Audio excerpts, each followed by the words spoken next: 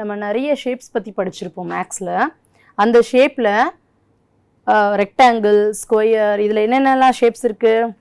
Rectangle, square, circle, இந்த மாதிரி நிறைய ஷேப்ஸ் இருக்குது.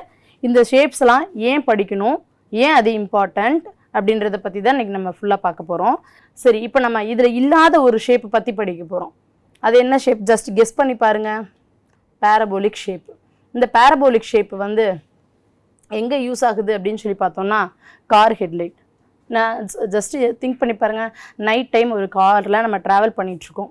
சரி, நைட் டைம் இப்போ நம்ம ட்ராவல் பண்ணிகிட்ருப்போம். நைட்டு காரில் நம்ம சேஃபாக ட்ரைவ் பண்ணிகிட்ருக்கிறதுக்கும் நம்மளுக்கு முன்னாடி இருக்க ரோடு கிளியராக தெரிகிறதுக்கும் நம்மளுக்கு ரொம்ப ஹெல்ப்ஃபுல்லாக இருக்கிறது என்னது அப்படின்னு பார்த்தோன்னா காரோடைய ஹெட்லைட்டு. இப்போ காரோட ஹெட்லைட்டுக்கும் இந்த ஷேப்புக்கும் என்ன சம்மந்தம் இருக்குது அப்படின்னு சொல்லி பார்த்தோன்னா காரோட ஹெட்லைட் வந்து பேரபோலிக் ஷேப்பில் இருக்குது. ஏன் பேரபோலிக் ஷேப்பில் இருக்கணும், வேறு ஷேப்லலாம் ஏன் இருக்கக்கூடாது? அப்போ பேரபோலாவில் என்ன ஸ்பெஷல் இருக்குது அப்படின்ட்டு நமக்கு ஒரு டவுட் வரும். இப்போ இதுதான் கார் ஹெட்லைட்டு. இந்த காருடைய ஹெட்லைட் என்ன ஷேப்பில் இருக்குது? பேரபோலிக் ஷேப்பில் இருக்குது. ஸோ காரோட ஹெட்லைட்டு இந்த மாதிரி தான் இருக்கும், பேரபோலிக் ஷேப்பில். இதுக்கு பின்னாடி இந்த இடத்துல தான் நம்ம பல்பை ஃபிக்ஸ் பண்ணுவாங்க. இப்போது இந்த காருடைய ஹெட்லைட்டில் ஹவுசிங் மேலே இருக்கிற வெளிப்புற பகுதி. இப்போ இது வந்து ரிஃப்ளெக்டர் எது அப்படின்னு சொல்லி பார்த்தோன்னா இந்த பேரபோலிக் ஷேப்பில் இருக்கிற ஒரு வெள்ளி முலாம் பூசப்பட்ட ஒரு பகுதி பேர் தான் அந்த பகுதி இருக்கிறதா பேரபோலா. அது வந்து ரிஃப்ளெக்டர், அந்த ப்ராப்பர்ட்டி அதில் யூஸ் ஆகுது. இப்போ பல்பை வந்து எங்கே ஃபிக்ஸ் பண்ணணும்னு இப்போ சொன்னேன் இல்லையா? ஓகே. இப்போ ரிஃப்ளெக்ஷனுடைய ப்ராப்பர்ட்டி நம்ம சின்ன வயசில் விளாண்டுருப்போம். ஒரு கண்ணாடி எடுத்து மேலே வெயிலுக்கு நேராக காட்டிலாம் விளாண்டுட்டு போல, அது வந்து ரிஃப்ளெக்ஷன். இப்போ ரிஃப்ளெக்ஷன்னா என்னென்னா, நம்ம இப்போ எந்த இடத்துல வெளிச்சம் படுதோ அந்த இடத்துலேருந்து ரிஃப்ளெக்ட் ஆகும்.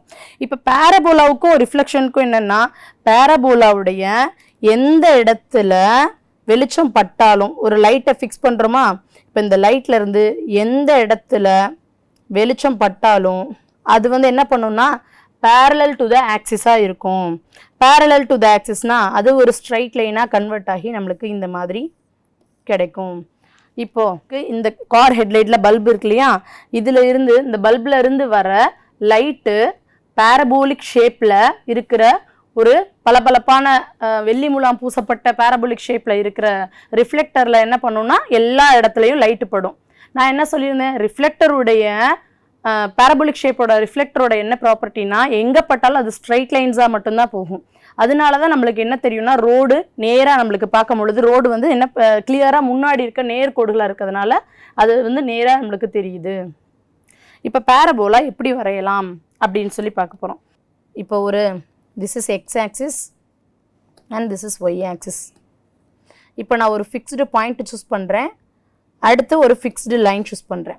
இந்த ஃபிக்ஸ்டு பாயிண்ட்டுக்கும் இந்த ஃபிக்ஸ்டு லைனுக்கும் இருக்கிற ஈக்குவல் டிஸ்டன்ஸ், இப்போ இங்கே 1 சென்டிமீட்டர் எடுத்தால் இங்கேயும் 1 சென்டிமீட்டர் தான் இருக்கணும். அதே மாதிரி இங்கேருந்து ஒரு சம் சென்டிமீட்டர் இருந்துச்சுன்னா இங்கேருந்து ஒரு சம் சென்டிமீட்டர், என்ன டிஸ்டன்ஸ் எடுத்துக்கிறோமோ அது ரெண்டுமே ஈக்குவல் டிஸ்டன்ஸாக இருக்கணும். அந்த மாதிரியான பாயிண்ட்ஸை நம்ம என்ன பண்ணணும்னா கலெக்ட் பண்ணிகிட்டே வரணும். இப்போ இந்த மாதிரி ஈக்குவல் டிஸ்டன்ஸ், இங்கேருந்து இங்கே வந்தால் ஒரு டிஸ்டன்ஸ், அந்த மாதிரி நம்ம ஈக்குவலாக இருக்கிற பாயிண்ட்ஸ் எல்லாம் கலெக்ட் பண்ணிகிட்டே வந்தோம்னா அந்த லைனை அந்த பாயிண்ட்ஸ் எல்லாம் சேர்த்து ட்ரா பண்ணும்பொழுது நம்மளுக்கு கிடைக்கிறது தான் வந்து ஒரு பேரபோலா. இப்போ இந்த டயக்ராமில் பார்த்தீங்கன்னா இது ஒரு ஃபிக்ஸ்டு பாயிண்ட்டு, இந்த ஃபிக்ஸ்டு லைன், இது ரெண்டுக்கும் இருக்கிற ஈக்குவல் டிஸ்டன்ஸ். இப்போ இதுலேருந்து இதுக்கு எடுக்கிற டிஸ்டன்ஸ் வந்து ஈக்குவலாக இருக்கும். இந்த ஃபோக்கஸ்லேருந்து எடுக்கிற பாயிண்ட் இதுக்கும் இந்த லைனுக்கும் உள்ள டிஸ்டன்ஸ் வந்து ஈக்குவலாக இருக்கும். அண்ட் இதுக்கும் இந்த இதுலேருந்து இங்கே இருக்கிற டிஸ்டன்ஸ் ஈக்குவலாக இருக்கும். அப்படி ஈக்குவலாக இருக்கிற டிஸ்டன்ஸ் எல்லாம் எடுத்து கலெக்ட் பண்ணி அப்படி ஒரு ஷேப் கொடுத்தோன்னா அந்த ஷேப்புக்கு பேர் தான் பேரபோலா.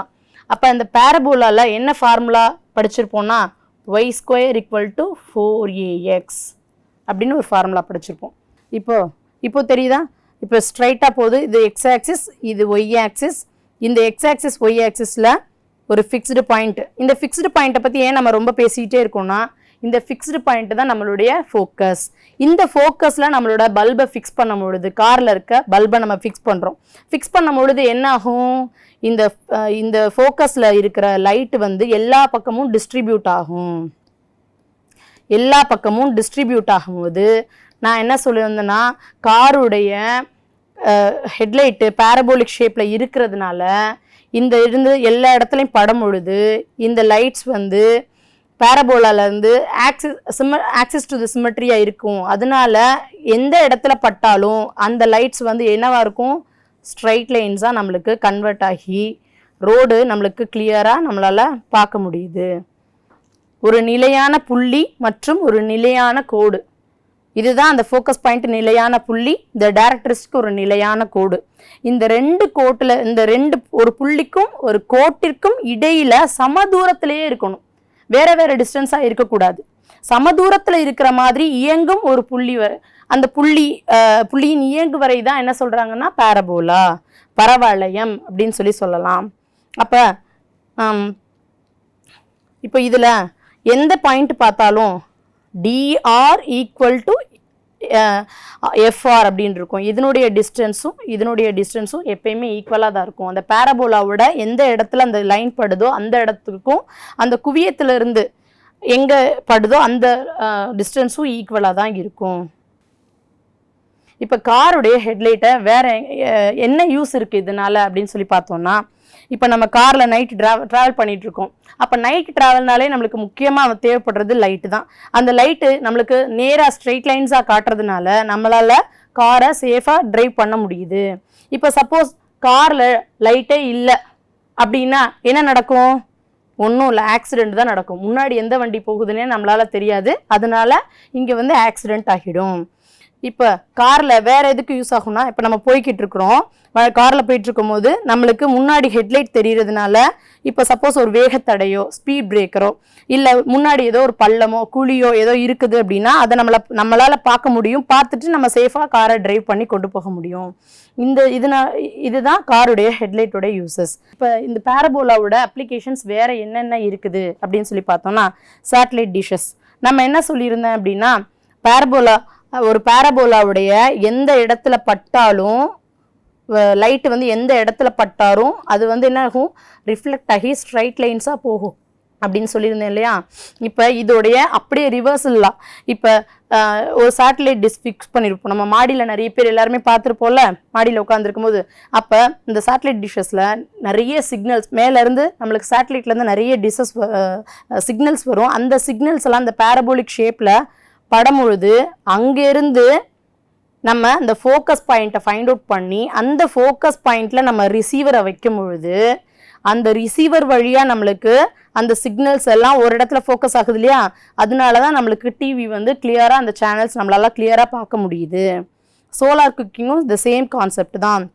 இப்போ சோலார் குக்கிங்கில் எந்த மேலேருந்து வர சன் ரேஸ் வந்து அந்த பேரபோலிக் ஷேப்பில் படும் பொழுது எந்த இடத்துல ஃபோக்கஸ் ஆகுமோ அந்த ஃபோக்கஸ் பாயிண்ட்டை நம்மளை ஃபைண்ட் அவுட் பண்ணி வச்சோம்னா அதில் வந்து ஹீட் எனர்ஜி அதிகமாக கிடைக்கிறதுனால அந்த பாத்திரம் வந்து நம்மளால் ஃபாஸ்ட்டாக ஈஸியாக குக் ஆகிரும்.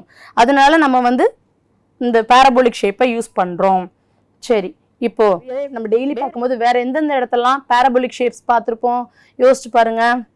ஒரு ஆர்ச்சில் பார்த்துருப்போமா, வேறு எங்கெங்கெல்லாம் யோசிச்சு பாருங்கள். ஒரு ஈஃபில் டவர், இதிலெல்லாம் நம்ம நிறைய பேரபோலிக் ஷேப்ஸை பார்த்துருக்கோம்.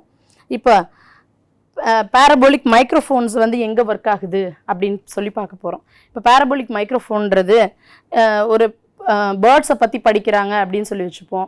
அவங்க வந்து ஒரு காட்டுக்குள்ளே இருக்கிற குருவியோடைய இல்லைடா ஒரு பறவையோட ஒரு பேர்ட்ஸோட அனிமல்ஸோடைய சவுண்ட்ஸ் எல்லாம் கேட்கணும் அப்படின்னா அந்த பேரபோலிக்கில் இருக்கிற மைக்ரோஃபோன்ஸை ஃபிக்ஸ் பண்ணிட்டாங்கன்னா அங்கேருந்து வர அந்த சவுண்டு வேவ்ஸ் என்ன ஆகுனா அந்த பேரபோலிக்கில் பட்டு ஒரு இடத்துல ஃபோக்கஸ் ஆகுது இல்லையா, அந்த ஃபோக்கஸ் பாயிண்டில் நம்மளால் க்ளீனாக அப்சர்வ் பண்ண முடியும். அதனால தான் பேரபோலிக் ஷேப்பில் இருக்குது மைக்ரோஃபோன்ஸ். இப்போ சப்போஸ் காருடைய ஹெட்லைட்டு வேறு ஷேப்பில் இருந்தால் என்னவா இருக்கும், இப்போ செமி சர்க்கிளாவோ வேறு எந்த ஷேப்பில் இருந்தாலும் என்னாகும், மற்ற ஷேப்பில் இருக்கும் பொழுது அதனுடைய ரிஃப்ளெக்ஷன் வந்து கரெக்டாக இருக்காது. இப்போ பேரபோலாவாக இருக்கும்போது அது வந்து ரிஃப்ளெக்ட் ஆகி நம்மளுக்கு ஸ்ட்ரைட் லைன்ஸாக நம்மளுக்கு கொடுக்குது இல்லையா பேரபோலா. அதனால தான் நம்ம பேரபோலாவில் காருடைய எந்த ஷேப் மாறினாலும் நம்ம ஹெட்லைட்டோடைய ஷேப் மட்டும் மாறவே இல்லை. காருடைய ஹைட்டு மாறலாம், உள்ளே இருக்க சீட்ஸ் மாறலாம், எது வேணால் மாறலாம், ஆனால் காருடைய ஹெட்லைட் வந்து பேரபோலிக்காக தான் இருக்குது. தேங்க்யூ.